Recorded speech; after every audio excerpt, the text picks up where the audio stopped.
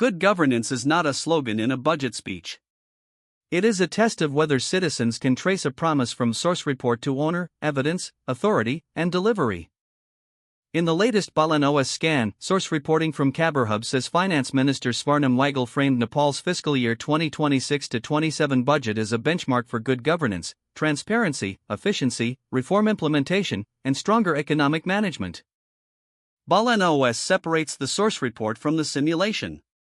Khabarhub reported the statement. BALEN OS does not claim any real government action. It asks what a careful civic workflow should do when a budget is presented as a governance benchmark. The PM layer routes a simulated directive, turn the governance benchmark into a scoreboard. Every claim needs a ministry owner, a funding trail, legal authority, a delivery deadline, public records, and a way for citizens to see progress without guessing. Federal affairs leads because implementation is where governance promises either become service or disappear. The simulation asks which province, municipality, ward, service desk, and public reporting channel should carry each part of the promise. Finance opens the verification lane. If the budget is meant to signal credibility, then spending promises, revenue assumptions, reform claims, and efficiency targets need a visible evidence ledger. Citizens should be able to see what is funded, what is assumed, and what still needs proof. Law and justice checks the authority lane. Good governance language needs statutes, rules, procurement basis, audit records, disclosure duties, and remedies if the promise fails. Without that, reform becomes a headline with no mechanism. Infrastructure is triggered because the same latest scan also surfaced dust-free cities and a road maintenance budget signal. BALEN OS treats that as a useful companion test. Can clean city and road promises be tied to owners, measurements, maintenance cadence, and public checkpoints? Women, children, and senior citizens adds the equity lens. Governance quality is not only speed or efficiency.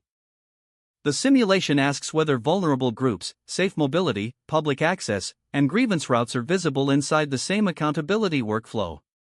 Communications keeps the public boundary clean.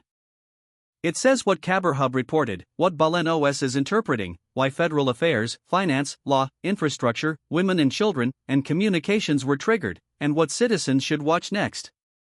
There is a prior context angle. Recent BALEN OS scans already handled health insurance disruption, AI and health budget promises, cabinet budget approval, public service coordination, road safety, school delivery, and public order cases. The memory pattern is clear. Announcements need owners, evidence, legal authority, and public explanation before they become accountable. The simulated PM outcome is a directive pack. Federal Affairs owns the implementation scoreboard. Finance owns fiscal evidence. Law owns authority and audit guardrails. Infrastructure owns the dust-free city and road maintenance delivery map. Women and children owns the equity and access check. Communications publishes the source-bound explainer. This is a simulation, not affiliated with any government, ministry, media outlet, parliament, or public official. It is an experiment in what future civic workflow could look like. The takeaway is simple. If a budget claims good governance, citizens should be able to follow the whole chain from source reporting, to BALEN OS interpretation, to ministry route, to fiscal proof, to legal authority, to delivery accountability.